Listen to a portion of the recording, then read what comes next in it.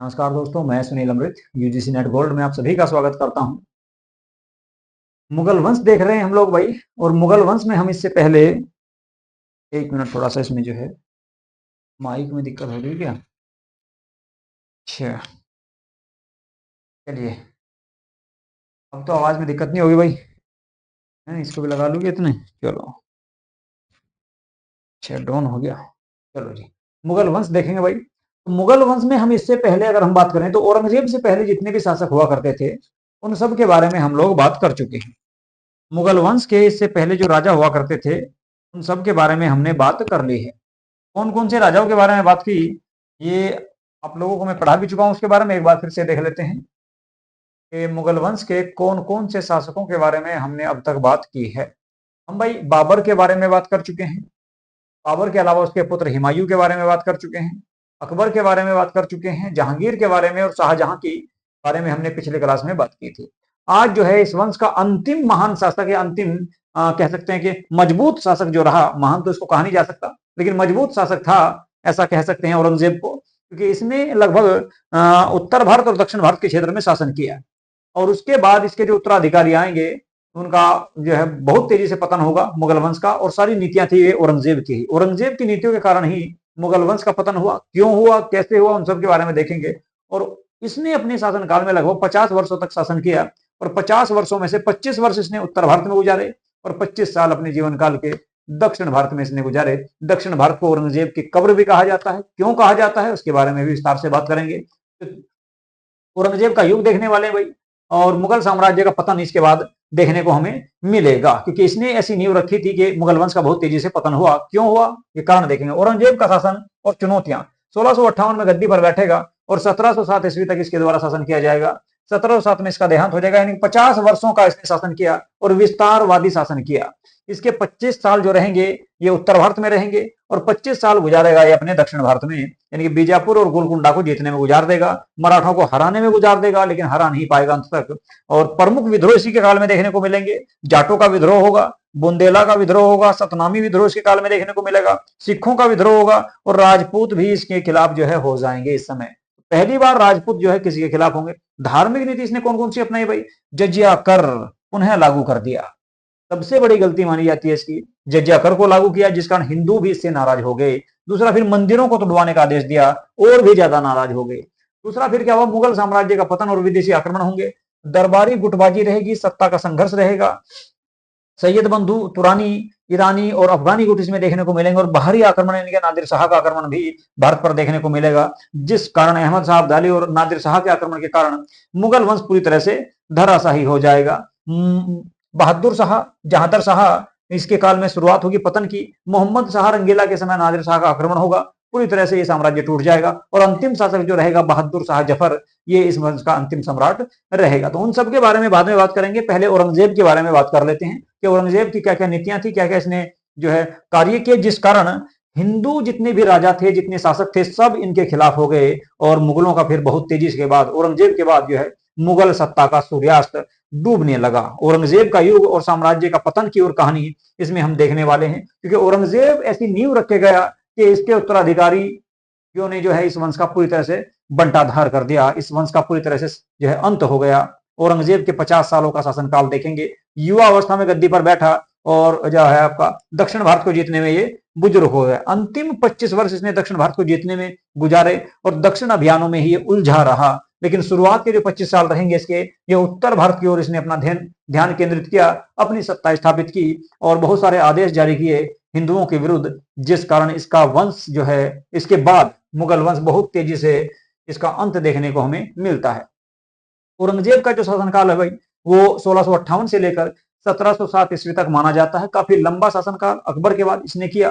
तो औरंगजेब का जन्म 3 नवंबर 1618 ईस्वी को उज्जैन के दोहाद नामक स्थान पर हुआ था। दोहाद नामक गांव में इसका जन्म हुआ और 18 मई 1637 ईस्वी को औरंगजेब का विवाह फारस राजघराने की एक राजकुमारी हुआ करती थी, नाम था दिलरास बानो बेगम। रबिया बीबी के नाम से इसको जाना जाता है भाई, दिलरास बानो बेगम को। और इसकी पत्नी का नाम जो है रबिया बीबी था, यानी कि रबिया बीबी इसने इसका नाम रखा था। वैसे वास्तविक नाम था इसका दिलरास बानो बेगम। इसका पहला सैन्य अभियान जो रहा, ये ओरछा का शासक हुआ करता था जुझार सिंह बुंदेला। इसके पिता के समय भी इसने विद्रोह किया था, इसके समय भी किया। विद्रोह इसके विरुद्ध हुआ। औरंगजेब 2 बार दक्षिण का सूबेदार बना, 1636 से लेकर 1644 और 1652 से लेकर 1657, यानी कि जब ये गद्दी पर बैठा उस समय भी ये दक्षिण भारत का ही सूबेदार हुआ करता था। उसके द्वारा मुर्शीद कुली खां की सहायता से दक्षिण को लगान व्यवस्था दक्षिण की लगान व्यवस्था दक्षिण के लगान व्यवस्था को सही किया गया, जो टोडरमल और मलिक अंबर को रैयतवाड़ी व्यवस्था पर स्थापित थी। यानी कुल मिलाकर जो मलिक अंबर की रैयतवाड़ी व्यवस्था थी और टोडरमल व्यवस्था जो थी, उसी के आधार पर इसने क्या करा, मुर्शीद कुली खां की सहायता से दक्षिण भारत में कर वसूल करने का प्रयास किया। इसके पश्चात उसे गुजरात की सूबेदारी मिली और बाद में वह बल्ख तथा कंधार का भी कुछ समय तक सूबेदार रहा, क्योंकि वहां पर आक्रमण करने का कार्य जो है सेनापति के रूप में इसी को सौंपा गया था। उत्तराधिकार के संघर्ष के समय औरंगजेब दक्षिण का सूबेदार हुआ करता था और जब ये भारत में आया, उत्तर भारत में आया, तो अपने भाइयों के साथ लड़ा और उनकी हत्या करके गद्दी इसने प्राप्त की, अपने पिता को कैद करके। सामूगढ़ की विजय के बाद, जो हमने पीछे पढ़ चुके हैं सारा, तो सामूगढ़ की विजय के उपरांत औरंगजेब ने आगरा पर अधिकार कर लिया और 31 जुलाई 1658 ईस्वी को आगरा में पहला राज्याभिषेक इसके द्वारा करवाया गया। तो सबसे पहला राज्याभिषेक इसने करवाया था आगरा में, फिर दूसरा कराएगा दिल्ली में। उसने अब्दुल मुजफ्फर मुहउद्दीन मोहम्मद औरंगजेब बहादुर आलमगीर पादशाह गाजी की उपाधि धारण की। यानी कि यहां से लेकर यहां तक इसका नाम देखने को मिलेगा आपको, भाई देख लेना।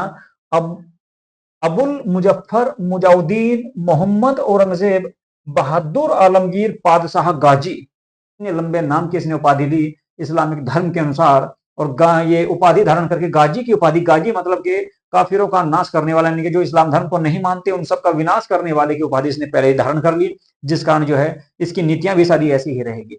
हजुआ और देवराई के युद्धों में जीतने के उपरांत इसने 15 जून 1659 ईस्वी को दिल्ली में अपना दूसरा राज्याभिषेक करवाया, क्योंकि दिल्ली इस समय इसके पिता जो थे शाहजहां, उन्होंने दिल्ली को राजधानी बना दिया था। जब उन्होंने दिल्ली में लाल किले का निर्माण करवाया तो उसी समय उन्होंने क्या करा कि दिल्ली में अपनी राजधानी ट्रांसफर कर ली थी।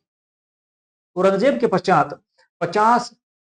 के 50 वर्ष के शासनकाल को 2 बराबर भागों में विभाजित किया जा सकता है। पहले 25 वर्षों के दौरान वह उत्तर भारत में रहा, पीछे बात कर चुके हैं, मुख्य रूप से दिल्ली में रहा और उत्तरी भारत के मामलों को व्यक्तिगत रूप से संभालता रहा, जबकि दक्षिण का नियंत्रण अपने वायसराय को उसने सौंप दिया, इनके अपने सूबेदारों को सौंप दिया कि भाई तुम देखो दक्षिण भारत पर जो है नियंत्रण स्थापित करो।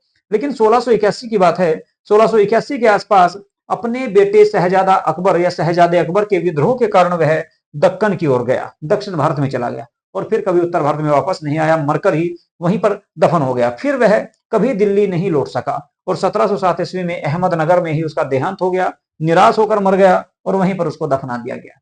इसके बाद मुगलों का बहुत तेजी से विनाश होगा, क्योंकि इसके द्वारा ऐसी नींव रखी गई, ऐसी इसकी नीतियां थी, जिस कारण मुगल वंश का बहुत तेजी से विनाश हुआ। दक्षिण विजय देख लेते हैं, साम्राज्य का नासूर कहा जाता है इसको, भाई दक्षिण विजय को, क्योंकि जीत नहीं पाया, पूरी तरह से जीता लेकिन पूरी तरह नियंत्रण स्थापित नहीं कर पाया, जिस कारण इसके लिए नासूर बन गया दक्षिण अभियान। जैसे भी हाल फिलहाल में देख रहे हैं आप, ईरान पर आक्रमण किया अमेरिका ने और ईरान इस समय जो है अमेरिका के लिए एक नासूर बन चुका है, क्योंकि वो ना तो उसको हरा पा रहा है और ना ही उससे जो है ना ही ईरान उसको हरा पा रहा है। युद्ध लगातार चल रहा है और युद्ध को समाप्त करना चाहता है अमेरिका, लेकिन ईरान अब युद्ध समाप्त करने के कगार पर नहीं है, यानी कि समाप्त करना नहीं चाहता। तो कुल मिलाकर अमेरिका के लिए नासूर बन चुका है इस समय ईरान। दक्षिण विजय साम्राज्य का नासूर बना, क्यों बना? क्योंकि सबसे पहले बीजापुर अभियान की बात करें तो बीजापुर अभियान किया गया, लेकिन इसको जीता भी गया, लेकिन पूरी तरह से नियंत्रण इस पर स्थापित नहीं किया गया।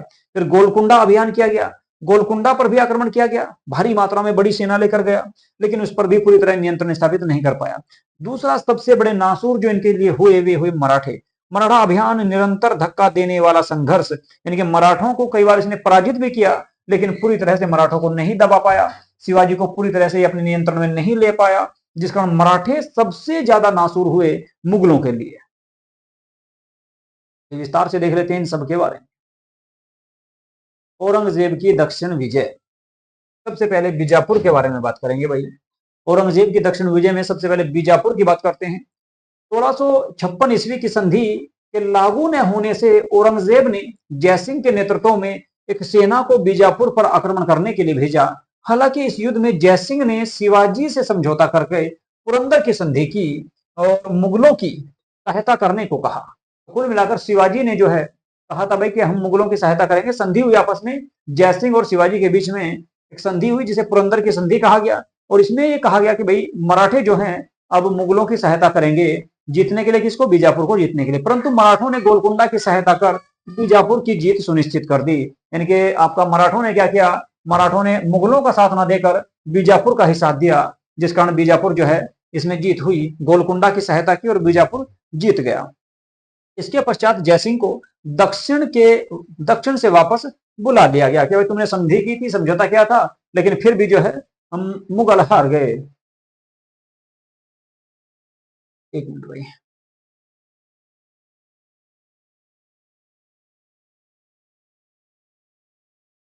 वापस बुला लिया गया। सिकंदर आदिल शाह 1672 से 70 ईस्वी 77 ईस्वी शासक बनने के पश्चात दरबारी समूह दो भागों में बट गया फिर से, और जिसमें एक गुट का नेतृत्व रब्बास खां ने और दूसरे गुट का जो नेतृत्व किया वो बहलाल खां के द्वारा किया गया, बहलोल खां के द्वारा किया गया। इस परिस्थिति का लाभ उठाकर 1686 ईस्वी की बात है, औरंगजेब ने स्वयं आक्रमण करके बीजापुर को जीत लिया और मुगल साम्राज्य में शामिल कर लिया। तो बीजापुर को जीता गया और मुगल साम्राज्य में शामिल किया गया, लेकिन औरंगजेब के बाद फिर से ये स्वतंत्र हो जाएगा। तो काफी लंबे समय तक ये इनके पास नहीं रह पाएगा। बात करते हैं गोलकुंडा की। गोलकुंडा भी इनके लिए नासूर बना भाई। गोलकुंडा में अब्दुल्ला कुतुब शाह के शासन के पश्चात अबुल हसन वहां का शासक बना, जिसके काल में प्रशासन की शक्तियां ब्राह्मण भाइयों दो हुआ करते थे। एक का नाम था मदन्ना, दूसरे का नाम था अखन्ना। मदन्ना और अखन्ना के हाथों में थी, दे दी गई, जिनका शिवाजी से घनिष्ठ संबंध हुआ करता था। यानी कुल मिलाकर ये घनिष्ठ, ये शिवाजी को सहायता दिया करते थे या शिवाजी की मदद किया करते थे। औरंगजेब ने 1685 ईस्वी में मुअज्जम और खान ए जहां के नेतृत्व में, जो मुअज्जम जो इसका सबसे बड़ा पुत्र हुआ करता था, मुअज्जम और खान ए जहां के नेतृत्व में 1687 ईस्वी में स्वयं स्वयं के नेतृत्व में गोलकुंडा पर आक्रमण किया और उसे मुगल साम्राज्य में मिला लिया गया। यानी कुल मिलाकर गोलकुंडा पर जीत हासिल की गई और उसे मुगल साम्राज्य में शामिल कर लिया गया। इस काल में मुगल सूबों की संख्या 20 हो गई थी। तो औरंगजेब के काल में सूबे जो हुआ करते थे, जिले, राज्य कह सकते हैं सूबों को, राज्यों की जो संख्या हुई इसके समय तो कितने हो गए भाई, 20 हो चुके थे। कुल मिलाकर सूबों की संख्या सबसे ज्यादा हो चुकी थी औरंगजेब के काल में। कुछ बुकों में 21 दिए जाते हैं, कुछ में 20 दिए जाते हैं। तो 20 या 21 के आसपास हो चुके थे। अब शिवाजी के द्वारा किया जाएगा मराठा अभियान, जो सबसे ज्यादा नासूर होगा इसके लिए। दक्कन में औरंगजेब की मुख्य समस्या मराठा हुआ करते थे, जिनका प्रमुख शिवाजी था। औरंगजेब मराठों पर नियंत्रण करने के लिए दक्कनी सल्तनतों का सहयोग चाहता था। यानी कुल मिलाकर जो मुस्लिम शासक उस समय हुआ करते थे उन क्षेत्रों में, दक्षिण भारत में, उनकी सहायता चाहता था, इसलिए उनको उसने अपने साम्राज्य में शामिल किया था। परंतु दक्कनी रियासतें मराठों को मुगलों के विरुद्ध अपनी ढाल मानती थी, कि उनका यह मानना था कि मराठे जब तक दक्षिण भारत में रहेंगे तब तक हम भी स्वतंत्र हैं, क्योंकि मराठों और मुगलों का संघर्ष चलता रहेगा तो औरंगजेब अन्य जो मुस्लिम शासक हैं उन पर आक्रमण नहीं करेगा। तो अपनी ढाल के रूप में भी उन्हें जो है मानते थे और कई बार मराठों की भी सहायता करते थे। मराठे उनकी सहायता करते थे और वे मराठों की सहायता करते थे मुगलों के खिलाफ, जिस कारण मुगलों के लिए क्षेत्र नासूर बन गया। यही कारण था कि कई वर्षों तक प्रयास करने के पश्चात भी औरंगजेब न तो मराठों पर नियंत्रण स्थापित कर सका और न ही दक्कनी सल्तनत जो हुआ करती थी उन पर पूर्ण रूप से अपने पक्ष में उन्हें ला सका। यद्यपि इसके लिए उसने इस्लाम का सहारा भी लिया, इस्लाम का नारा भी दिया, जिहाद के भी नारे दिए गए, लेकिन फिर भी कोई ज्यादा फायदा उसको नहीं हुआ। मुगलों से शिवाजी का पहला संघर्ष तो 1656 ईस्वी में हुआ था, जब शिवाजी ने अहमदनगर और जुन्नार के किले पर आक्रमण किया था। जुन्नार का किला और अहमदनगर का क्षेत्र जब जीता शिवाजी ने, तो जब पहली बार मुगलों और मराठों का संघर्ष आपस में देखने को मिलता है। ठीक है, 1663 ईस्वी की बात है। 1663 ईस्वी में शिवाजी ने दक्षिण के मुगल सूबेदार शाहिस्ता खां को पराजित किया, जो औरंगजेब का मामा हुआ करता था, इसका अंगूठा काट लिया था। शिवाजी की बढ़ती शक्ति को कुचलने के लिए औरंगजेब ने बाद में जयसिंह को भेजा और 1665 ईस्वी में दक्षिण भारत में ये आएगा और फिर पुरंदर की संधि होगी भाई। एक विशाल सेना लेकर ये आया था जयसिंह, जिस कारण जो है शिवाजी को विवश होकर पुरंदर की संधि करनी पड़ी थी। जयसिंह एवं शिवाजी के बीच जून 1665 ईस्वी में पुरंदर की संधि हुई, जिसके अंतर्गत शिवाजी को अपने 35 दुर्गों में से, जो मुगलों के जीत रखे थे इनने 35 दुर्ग, वे उनमें से 23 दुर्ग मुगलों को वापस दे दिए गए, मुगलों को सौंप दिए गए, जिनकी वार्षिक आय लगभग 4 लाख हूण हुआ करती थी। 23 किलों से बड़ी मात्रा में इनकम हुआ करती थी शिवाजी को, और 4 लाख हूण उस समय की इनकम थी, जो ये मुगलों को दे दिए गए। बालाघाट क्षेत्र के बदले शिवाजी ने 40 लाख हूण देना स्वीकार किया, लेकिन बालाघाट का क्षेत्र इनको नहीं दिया। मुगलों की अधीनता भी शिवाजी के द्वारा स्वीकार कर ली गई थी। अपने ज्येष्ठ पुत्र, जिनका नाम था संभाजी, संभाजी को 5000 घुड़सवारों के साथ मुगल सेना में भेजने का वादा किया, सहमत हुए और भेज भी दिए थे। शिवाजी स्वयं मार्च 1666 ईस्वी को आगरा के किले में दीवान ए आम में औरंगजेब के सामने प्रस्तुत हुए।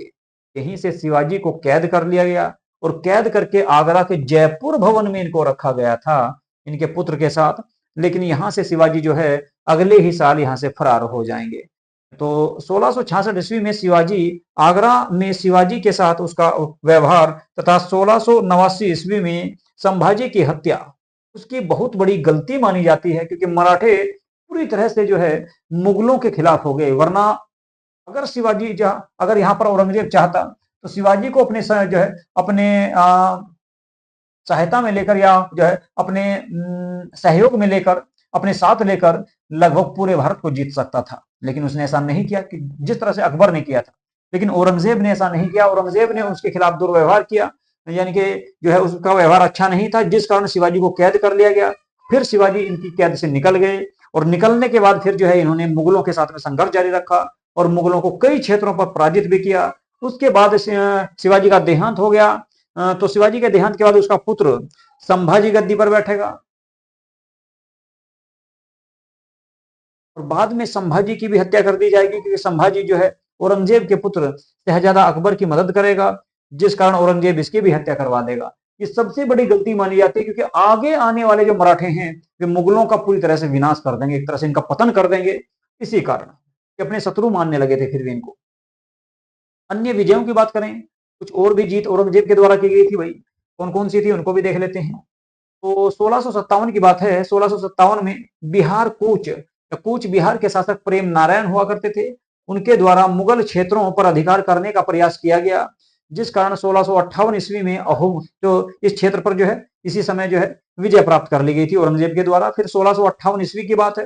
अहोम यानी कि असम के क्षेत्र में अहोमों द्वारा गुवाहाटी और उसके आसपास के क्षेत्रों को लूटा जाने लगा, जिस कारण औरंगजेब के द्वारा यहां भी सैन्य अभियान भेजा गया बंगाल के पास। 1660 ईस्वी की बात है। 1660 में औरंगजेब के द्वारा मीर जुमला को बंगाल का सूबेदार नियुक्त किया गया, और 1661 ईस्वी में मीर जुमला के द्वारा कूच बिहार पर आक्रमण किया गया और उसे मुगल साम्राज्य में मिला लिया गया। तो पहले तो बिहार को जीता गया, फिर अहोमों के विरुद्ध भी इसके द्वारा आक्रमण किया गया। कूच बिहार की राजधानी का नाम बदलकर आलमगीर नगर औरंगजेब के नाम पर रख दिया गया। भाई औरंगजेब को आलमगीर के नाम से भी जाना जाता है, तो आलमगीर नगर कर दिया गया कूच बिहार का नाम। इसके अलावा मीर जुमला की देहांत हो गया कब? तो अप्रैल 1663 की बात है। मीर जुमला की मृत्यु अप्रैल 1663 ईस्वी के पश्चात शाहिस्ता खां, जो आपका औरंगजेब का मामा था, वो 1663 ईस्वी में बंगाल का सूबेदार बनाया गया। उसके समय में पुनः अहोमों में संघर्ष आरंभ हो गया।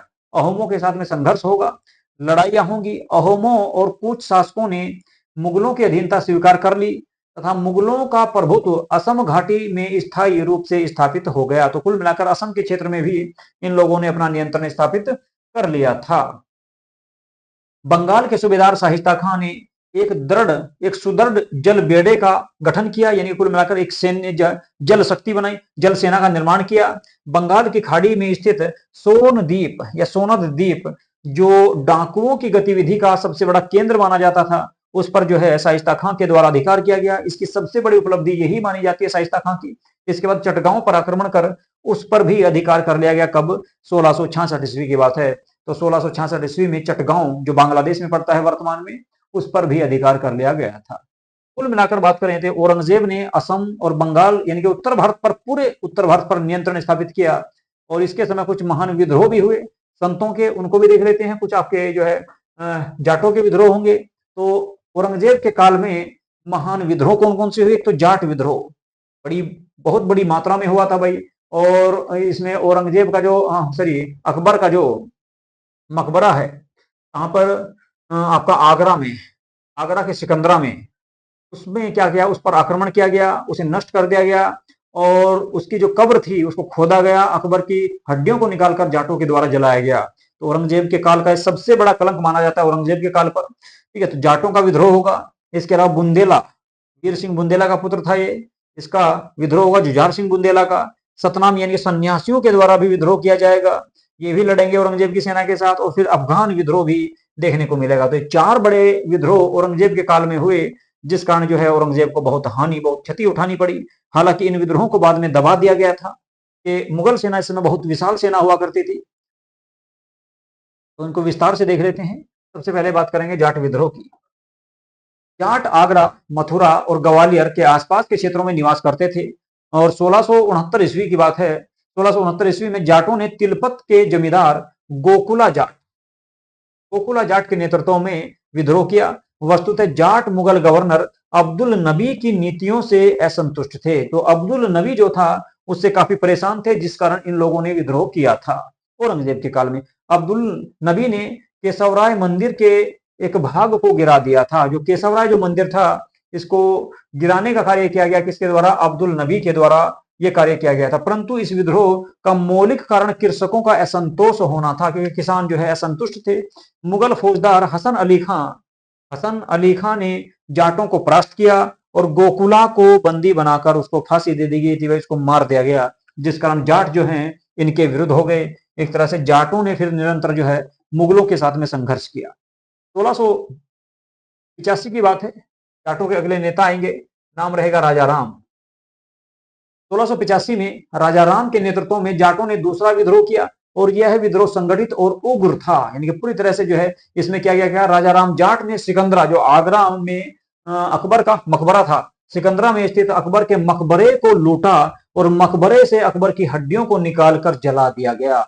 अकबर की जो अस्थियां थी उनको निकालकर जाटों के द्वारा जलाया गया। ये औरंगजेब के काल का सबसे बड़ा कलंक माना जाता है कि औरंगजेब इस समय भारत का बादशाह था और एक मजबूत सेना उसके पास थी, लेकिन थोड़े से जाटों ने ही राजा राम जाट के नेतृत्व में सिकंदरा को लूटा। आगरा में जाकर, जो उनका एक तरह से गढ़ हुआ करता था, उस क्षेत्र में जाकर आगरा को लूटा। इसके अलावा मकबरे को लूटा और अकबर की हड्डियों को निकालकर जलाया गया। लेकिन बाद में क्या किया गया, 1688 ईस्वी में राजा राम के मरणोपरांत उसके भतीजे चूड़ामल ने जाटों के नेतृत्व की बागडोर संभाली। इसने जाटों को सैनिक शक्ति में बदल दिया। इससे एक पृथक जाट राज्य भरतपुर, जिसको कहा जाता है आज वर्तमान में, भरतपुर की स्थापना की गई। भरतपुर में जाटों का पहला राज्य स्थापित हुआ। जाटों का जो सत्ता स्थापित हुई, आगरा, मथुरा, भरतपुर और ग्वालियर के आसपास देखने को जो है इनकी सत्ता देखने को मिलेगी। औरंगजेब के काल में ही ये इतना उभरेंगे। तो कुल मिलाकर औरंगजेब की सबसे कमजोर रणनीति मानी जाती है कि दिल्ली के पास ही एक हिंदू राज्य स्थापित हुआ, जाट राज्य स्थापित हुआ, जिसे भरतपुर के नाम से जाना जाता था। बात करेंगे बुंदेला विद्रोह की। उत्तराधिकार के युद्ध में ओरछा के शासक चंपत राय ने औरंगजेब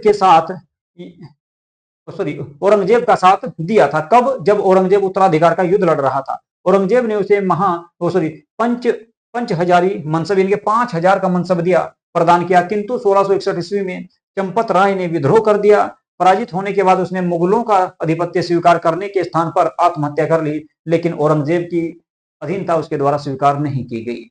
इसके बाद सतनामी विद्रोह, और उसके बाद जो आने वाले आगे शासक रहेंगे वे भी सब जो है औरंगजेब के खिलाफ रहेंगे। तो सतनामी वैरागियों, ये संत हुआ करते थे भाई, का एक धार्मिक पंथ था। इस पंथ की स्थापना 1657 ईस्वी में नारनौल, जो हरियाणा में पड़ता है, वहां पर की गई नामक स्थान पर हुई थी। 1672 ईस्वी की बात है। एक मुगल सिपाही और सतनामी के बीच में झड़प हुई, आपस में लड़ाई हुई दोनों की। इसके पश्चात क्या हुआ कि इसने एक विद्रोह का रूप ले लिया, क्योंकि औरंगजेब ने उसको नहीं रोका, उसको दंडित नहीं किया, जिस कारण जो है सतनामियों ने एकत्रित होकर जो है मुगलों के खिलाफ संघर्ष शुरू कर दिया। किंतु इस विद्रोह को बाद में दबा दिया गया था। तो सतनामी विद्रोह भी काफी प्रसिद्ध रहा है 1657 के आसपास। भाई अफगान विद्रोह की बात करेंगे अब। अफगान विद्रोह ने तो एक तरह से औरंगजेब की कमर ही तोड़ दी। मुगलों का अफगानों के साथ निरंतर संघर्ष चलता रहा और अधिकांश मुगल सम्राटों ने अफगानों के साथ युद्ध किए। अकबर ने अफगानों के विरुद्ध लड़ाई लड़ी, युद्ध में अपने करीबी मित्र और बहुत बुद्धिमान वफादार राजा बीरबल को अकबर के द्वारा खो दिया गया था, क्योंकि अफगानियों ने इसकी हत्या कर दी थी अकबर के ही समय।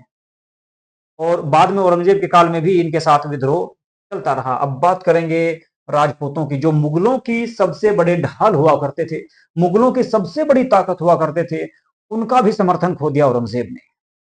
बाकी हिंदू जो शासक थे उनका तो समर्थन खोया ही, लेकिन जो सबसे बड़ी ढाल हुआ करते थे राजपूत, मुगल साम्राज्यों की, मुगल साम्राज्य को महान साम्राज्य बनाने में सबसे बड़ा योगदान मुगल राजपूतों ने दिया, मुगल सेनापतियों ने दिया। लेकिन औरंगजेब से ये भी नाराज हो गए, जिस कारण मुगल वंश बहुत तेजी से आगे पतन होगा भाई। तो राजपुताना का संघर्ष और पारिवारिक बगावत देखते हैं। राजपूतों का विद्रोह मुख्य रूप से जोधपुर, मारवाड़ और मेवाड़ की रियासतों ने, इन तीन रियासतों के द्वारा औरंगजेब का विद्रोह जो है, औरंगजेब का विरोध किया गया। इसके अलावा उन्हीं के पुत्र शहजादा अकबर ने भी विद्रोह किया, अपने पिता के विरुद्ध औरंगजेब के खिलाफ बगावत की, जिस कारण ये वंश आगे जाकर बहुत तेजी से इसका विनाश हमें देखने को मिलेगा औरंगजेब के बाद। तो ये सारी नीतियां औरंगजेब की थी। अगर औरंगजेब अच्छी प्रकार से इनको लीड करके लेके चलता अकबर की तरह, तो शायद मुगल वंश जो है इस तरह से ना बिखरता। लेकिन औरंगजेब की नीतियां ऐसी रही, उसने जो है एक तरह से हिंदू राजाओं को, जितने भी हिंदू शासक थे सबको अपने खिलाफ कर दिया। जबकि भारत में उस समय भी हिंदुओं की संख्या सबसे ज्यादा हुआ करती थी, लेकिन उनको भी साथ लेकर नहीं चल सका। दूसरा, जो राजपूत सबसे बड़ी ढाल हुआ करते थे मुगलों की, उनका भी समर्थन ये प्राप्त नहीं कर पाया, उनके भी खिलाफ हो गया। तो उन्होंने भी क्या करा, मुगल साम्राज्य की जो है नींव हिला दी, एक तरह से ऐसा कहा जा सकता है। चलिए भाई देखते हैं राजपूतों का विद्रोह। राजपूतों के विद्रोह में जोधपुर या मारवाड़ का विद्रोह सबसे महत्वपूर्ण माना जाता है। मारवाड़ के शासक जसवंत सिंह हुआ करते थे, जो एक महत्वपूर्ण मनसबदार था, इनके एक महत्वपूर्ण पदाधिकारी, महत्वपूर्ण सेनापति था मुगलों का। 1678 ईस्वी में उसकी मृत्यु हो गई और वे संतानहीन थे, यानी उसे कोई पुत्र नहीं था। किंतु उनकी मृत्यु के शीघ्र बाद ही उनकी दो रानियां थी, उनके दो पुत्र हुए, यानी उनके देहांत के बाद उनके दो पुत्र हुए। दो पुत्रों को जन्म दिया उनकी दो रानियों के द्वारा, जिनमें सबसे बड़ा पुत्र अजीत सिंह था। तो अजीत सिंह सबसे बड़ा था। मारवाड़ के राठौड़ों ने अजीत सिंह को शासक बनाना चाहा, किंतु औरंगजेब ने जो छोटा पुत्र था जसवंत सिंह, इसका समर्थन किया, जसवंत सिंह का समर्थन किया।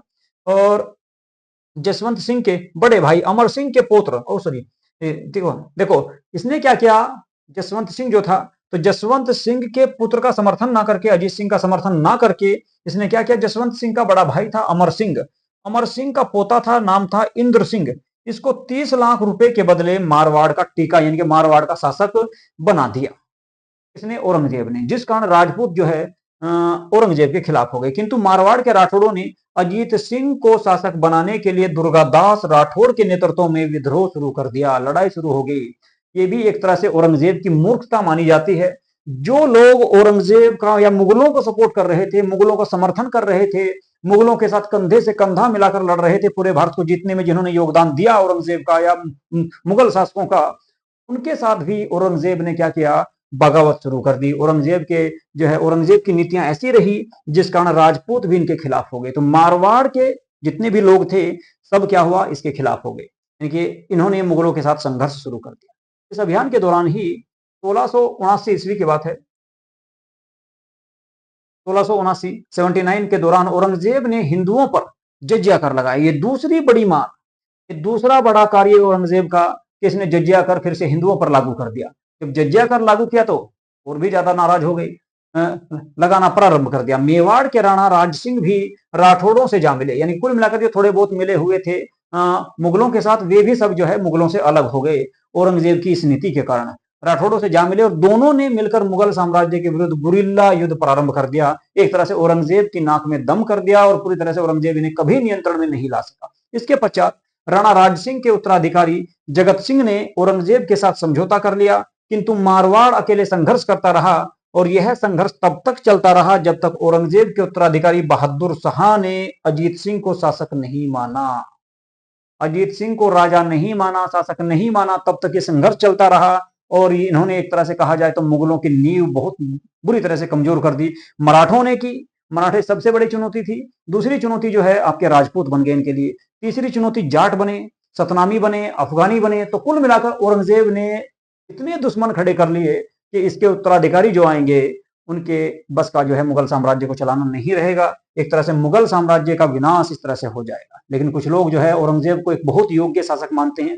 औरंगजेब की नीतियों के कारण औरंगजेब को एक मूर्ख शासक कहा जा सकता है। मुगल वंश का सबसे मूर्ख शासक इसी को माना जा सकता है, क्योंकि इसने ऐसी नीतियां बनाई, ऐसे कार्य किए जिस कारण जो है मुगल साम्राज्य का पतन हुआ। अब देख लो, इसी का पुत्र इसके खिलाफ हो गया, शहजादा अकबर का विद्रोह। औरंगजेब का पुत्र मोहम्मद अकबर इसका नाम हुआ करता था, उदार विचारों वाला व्यक्ति था। वह राजपूतों के विरुद्ध अन्यायपूर्ण और क्रूर युद्ध से संतुष्ट नहीं था, जिसने मुगल साम्राज्य की नींव खतरे में डाल दी। महाराणा राज सिंह और दुर्गादास उसने प्रस्ताव रखा कि यदि वे स्वयं को सम्राट घोषित कर दें तो मेवाड़ और मारवाड़ की संयुक्त सेना उसको समर्थन देगी, यानी आपका शहजादा अकबर का समर्थन करेंगे, ऐसा उन्होंने कह दिया, क्योंकि वे तो उसके दुश्मन थे। राजपूतों के प्रस्ताव से प्रभावित होकर राजकुमार अकबर ने 1 जनवरी 1681 ईस्वी को राजा बनना सोचा, बादशाह बनना इसके मन में आ गया। स्वयं को मुगलों का बादशाह घोषित कर दिया, अपने पिता के विरुद्ध खड़ा हो गया और के बाद युद्ध होगा। उधर फिर आपका मराठे भी इनका समर्थन कर देंगे। अब बात करते हैं पंजाब में प्रतिरोध। पंजाब में भी इस तरह होगा भाई, क्योंकि एक आपका सिख गुरु की हत्या की जाएगी, गुरु तेग बहादुर की हत्या औरंगजेब करवा देंगे। ये दूसरी सबसे बड़ी यानी कि हिंदू तो पहले से नाराज थे, राजपूत, मराठे, सतनामी, अफगानी सब दुश्मन बनते जा रहे हैं। बचे सिख, अब वे भी दुश्मन हो जाएंगे। तो बताओ औरंगजेब के बाद कैसे मुगल साम्राज्य बचेगा? कितना मूर्ख शासक था ये, मतलब इसने ये नहीं सोचा कि मेरे बाद क्या होगा, मेरे बाद इस वंश का होगा क्या, ये औरंगजेब के द्वारा नहीं सोचा गया। लेकिन फिर भी कुछ लोग जो है औरंगजेब को महान शासक का दर्जा देते हैं। कहीं का महान थी, जो अपने साम्राज्य को नहीं बचा सका, अपने उत्तराधिकारियों को जो है एक ऐसा शासन नहीं दे सका, दुश्मन चारों ओर से खड़े करके चला गया, तो कहीं का वो एक प्रमुख शासक माना जाएगा भाई? वो किसी प्रकार की ये कैसी बुद्धिमत्ता थी औरंगजेब की। लेकिन पंजाब में प्रतिरोध, इसको देख लेते हैं।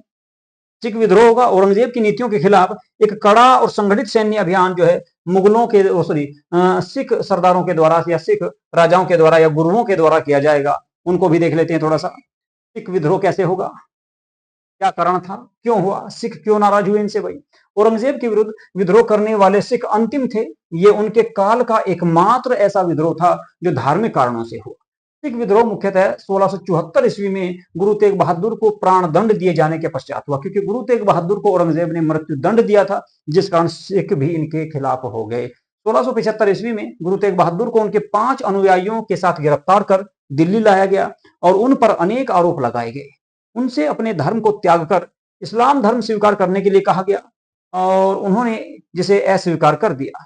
सजा के तौर पर उन्हें फांसी पर चढ़ा दिया गया, उनकी हत्या कर दी गई। गुरु तेग बहादुर की फांसी ने सिखों को पंजाब की पहाड़ियों में वापस जाने के लिए विवश कर दिया, लेकिन इससे सिख आंदोलन धीरे धीरे सैन्य भाईचारे में बदल गया। कुल मिलाकर जो है आगे आकर ये क्या करेंगे, ये एक तरह से मुगलों का विनाश करेंगे, मुगल शासक की हत्या करेगा। इसी के पुत्र औरंगजेब का पुत्र जो मुअज्जम शाह आगे शासक बनेगा, उसकी हत्या एक आपका गुरु गोविंद सिंह के सेनापति थे, गुरु गोविंद सिंह के सेनापति थे, नाम था बंदा सिंह बहादुर।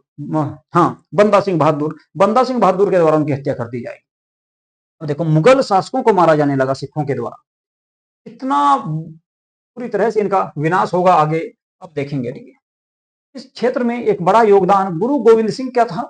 उन्होंने काफी जो है संगठनात्मक क्षमता दिखाई और 1699 ईस्वी में सैन्य भाईचारे यानी खालसा पंथ की स्थापना की। सभी सिखों को इसने क्या किया, एक साथ जोड़ लिया, सभी सिखों को अपने समर्थन में लाया और 17वीं सदी के अंत में गुरु गोविंद सिंह बहुत शक्तिशाली हो गए थे। उन्होंने आनंदपुर को अपना मुख्यालय बनाया और औरंगजेब की मृत्यु के पश्चात उसके उत्तराधिकारी बहादुर शाह प्रथम ने गुरु गोविंद सिंह के साथ समझौता करना पड़ा, संधि करनी पड़ी, इतना जो है ये शक्तिशाली हो गया था। और तत्पश्चात गुरु ने दक्षिण भारत के युद्धों में उसका साथ भी दिया था, लेकिन फिर भी वो जो है मुगल साम्राज्य को नहीं बचा सका। अब औरंगजेब की धार्मिक नीतियां देख लेते हैं कौन कौन सी थी भाई। औरंगजेब की धार्मिक नीति, जजिया कर सबसे विवादित माना जाता है। गैर मुस्लिमों पर फिर से ये कर इसके द्वारा लगाया गया, जजिया कर के कारण जो है सबसे ज्यादा विवादित रहा। मंदिरों को तोड़वाना, धार्मिक असहिष्णुता की नीतियां, उन्होंने विद्रोह को आग भड़का दी, मंदिरों को तोड़ा गया। ये सबसे जो है दोनों काम ऐसे माने जाते हैं, सबसे घृणित कार्य माने जाते हैं औरंगजेब के, जिस कारण जो है लगभग भारत के सभी हिंदू जितने भी थे, चाहे राजा था या जनता थी या आबादी थी, कोई भी था, सब औरंगजेब के खिलाफ हो गए थे। अब जब इतना बड़ा एक जो है इतना बड़ा समूह एक राजा के खिलाफ होगा या एक वंश के खिलाफ हो जाएगा, तो उस वंश का विनाश होना तो तय है। औरंगजेब की धार्मिक नीति, औरंगजेब एक कट्टर भाई, औरंगजेब एक कट्टर रूढ़िवादी सुन्नी मुसलमान था। उसने कुरान यानी कि शरीयत को अपना शासन का आधार बनाया। औरंगजेब बहुत पढ़ा लिखा था, पढ़ा लिखा तो बहुत था, बहुत पढ़ा लिखा व्यक्ति था। वह हदीस और शरा का गहन अध्याता था, यानी कि उसने गहन अध्ययन कर रखा था। उसकी सेना में लगभग 33% अधिकारी हिंदू थे। ऐसा कहा जाता है कि सबसे अधिक मनसबदार, सबसे अधिक अधिकारी जो थे वे औरंगजेब के ही काल में थे, तथा यह अनुपात महान मुगल शासकों में भी सबसे ज्यादा था। यानी कि कुल मिलाकर अकबर की सेना में भी इतने हिंदू अधिकारी नहीं हुआ करते थे, परंतु उसके शक्ति और स्वभाव और शरीयत के पालन के बल पर कठोर दंड देने की उसकी नीति के कारण वो अनेक बार समस्याएं उत्पन्न हुई कि उसने शरीयत को आधार बनाया। ये सबसे बड़ी कमी रही। दूसरा फिर क्या करा, ये जो है शक बहुत करता था, शक की किस्म का व्यक्ति था। इस्लाम को राजनीतिक लाभ के लिए प्रयोग करने हेतु उसने उसके प्रयासों के भी नकारात्मक परिणाम हुए, क्योंकि उसने इस्लाम का सहारा लिया अपने राज्य को चलाने के लिए, जिस कारण उसका विनाश होना तय हो गया। औरंगजेब के कुछ कार्य स्पष्ट रूप से धार्मिक कट्टरता के परिचायक थे, जैसे जजिया कर आरोपित करना एवं मंदिरों को तुड़वाना, नए मंदिरों के निर्माण पर रोक लगाना। ये कुछ ऐसे कार्य थे इसके, जिस कारण जो है हिंदू इसके खिलाफ हो गए। उसने 1669 ईस्वी की बात है, डेट याद रखना भाई, एग्जाम में आ जाती है। 1669 ईस्वी में मुहतसिबों को हिंदू मंदिरों एवं पाठशालाओं को नष्ट करवाने का आदेश दिया। इसने कहा कि जितने भी हिंदू मंदिर हैं सबको नष्ट कर दिया जाए, जितनी पाठशालाएं हैं जहां पर जो वेद गीता वगैरह पढ़ाई जाती है सबको नष्ट कर दिया जाए। औरंगजेब ने अनेक मंदिर नष्ट करवाए, जिनमें बनारस का काशी विश्वनाथ मंदिर, मथुरा में वीर सिंह बुंदेला के द्वारा निर्मित करवाया गया था केशव राय मंदिर, और गुजरात में सोमनाथ मंदिर सबसे प्रमुख थे। इन मंदिरों को इसने नष्ट करवाया। बाद में अहिल्याबाई होलकर के द्वारा इन तीनों मंदिरों का पुनर्निर्माण करवाया गया था। ये सबसे ज्यादा विवादित माने जाते हैं तीनों मंदिर। इन मंदिरों को इसके द्वारा नष्ट करवाया गया था। अब औरंगजेब के पतन की शुरुआत देख लेते हैं। औरंगजेब के पतन की शुरुआत और शुरुआती उत्तरवर्ती मुगल शासकों के बारे में भी थोड़ी सी बात करेंगे। तो आगे एक मिनट भाई, मुगल साम्राज्य का विघटन। अच्छा, ये जो पुत्र थे बहादुर शाह, ये गद्दी पर, औरंगजेब के बाद ये गद्दी पर बैठेगा। उसके बाद फिर जहांदर शाह, जो पूरी तरह से आपका पूरे दिन शराब में डूबा रहता था, ये गद्दी पर बैठेगा, कमजोर शासक हुआ। इसको आपका जो है लंपट मूर्ख कहा जाता है, इसको बूढ़ा बादशाह कहा जाता है, या साहिब बेखबर भी कहा जाता है। आगे इनके बारे में बात करेंगे, लेकिन अभी थोड़ा सा जो है औरंगजेब के देहांत की बात कर लेते हैं। तो औरंगजेब की मृत्यु के पश्चात, अच्छा औरंगजेब का जो देहांत हुआ था पीछे बात कर लेते हैं उसके बारे में। ये चैप्टर जो है हम आगे पढ़ेंगे फिर, ठीक है, कि मुगलों का विघटन जो है आगे पढ़ेंगे। मुगलों का विघटन जो है आगे पढ़ाऊंगा आपको, और इसमें हम लगभग जो है सभी शासक देखेंगे। तो अभी फिलहाल जो है आज की क्लास को यहीं पे समाप्त करेंगे, क्योंकि औरंगजेब का चैप्टर हो चुका है क्लोज, और औरंगजेब का हो चुका है देहांत। कब हुआ उसके बारे में थोड़ी सी बात कर लेते हैं एक बार। तो भाई कहाँ जा लिया?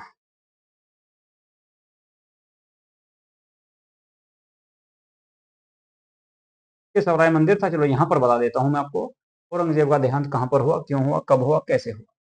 बाकी प्रशासन के बारे में इनके बात करेंगे हम। ये तो 1707 ईस्वी की बात है भाई।